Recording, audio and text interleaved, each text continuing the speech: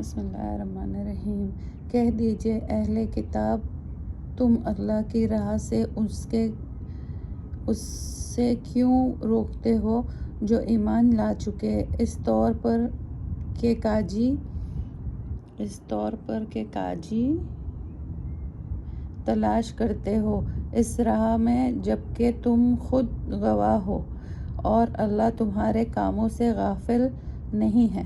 مومنو، اگر اہل کتاب کی کسی فرقہ کا تم کہنا مانو گے تو وہ تمہارے ایمان لانے کے بعد تم کو کافر بنا دے گا، اور تم کفر کیسے کرو گے جبکہ تم کو اللہ کے احکام پڑھ کر سنائے جاتے ہیں اور تم میں رسول موجود ہے جو اللہ کو مضبوط پکڑتا ہے تو وہ سیدھے راستے پر ہی چلتا ہے۔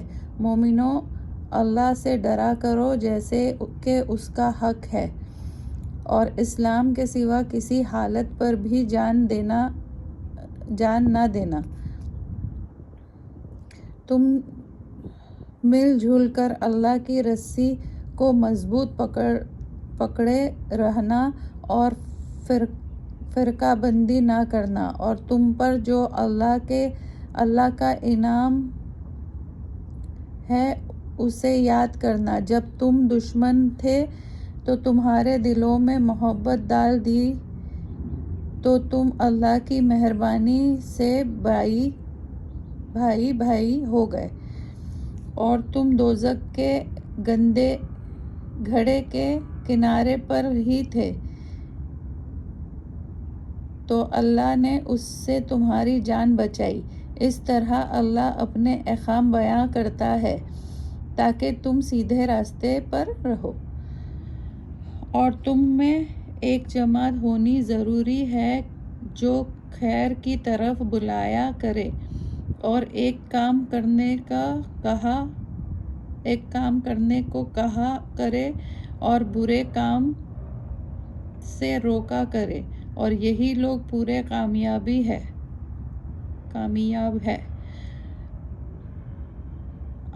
اور تم ان کی طرح مت ہو جانا جنہوں نے فرقے بندی کر لی اور اپنے پاس کھلے احکام آنے کے بعد بھی باہم اختلاف کیا، اور انہی کے لیے بہت بڑا عذاب ہوگا۔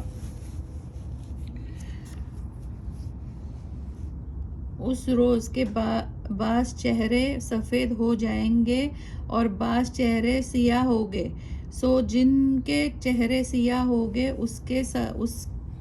ان سے سوال ہوگا، کیا تم کافر ہو گئے جبکہ تم ایمان لا چکے تھے؟ تو سزا کا مزہ چکھو اس لیے کہ تم کافر ہو گئے۔ اور جن کے چہرے سفید ہوں گے وہ اللہ کی رحمت میں ہوں گے، وہ اس میں ہمیشہ ہمیشہ رہیں گے۔ یہ اللہ کی آیت ہے جو صحیح پڑھ کر ہم تم کو سناتے ہیں، اور اللہ دنیا جہاں کی مخلوقات پر کوئی ظلم نہیں چاہتا، اور اللہ ہی کی ملکیت ہے جو کچھ بھی آسمانوں اور زمین میں ہے، اور تمام امور اللہ ہی کی طرف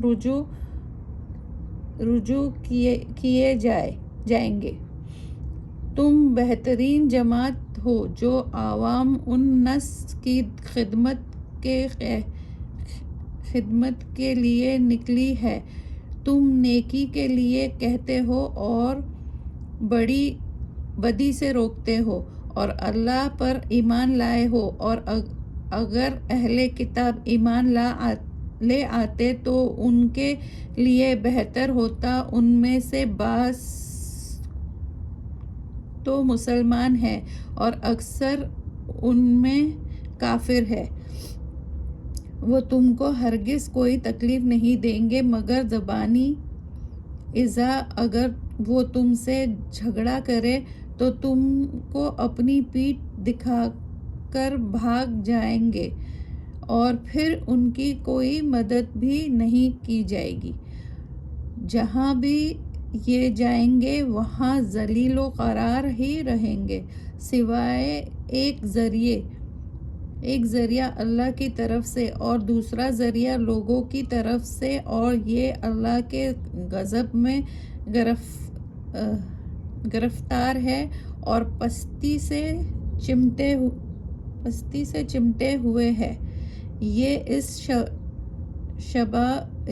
سبب سے ہے کہ وہ اللہ کی آیت کا انکار کرتے ہیں اور انبیاء کو قتل کرتے ہیں بلا کسی سبب کے ناحق، یا اس وجہ سے ہے کہ وہ نافرمان ہو گئے اور حد سے بہت آگے چلے گئے۔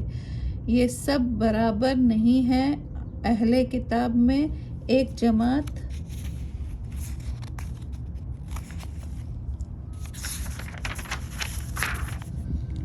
راہ راست پر قائم ہے، جو رات کے اوقات میں اللہ کی آیت پڑھتے ہیں اور وہ نماز بھی ادا کرتے ہیں۔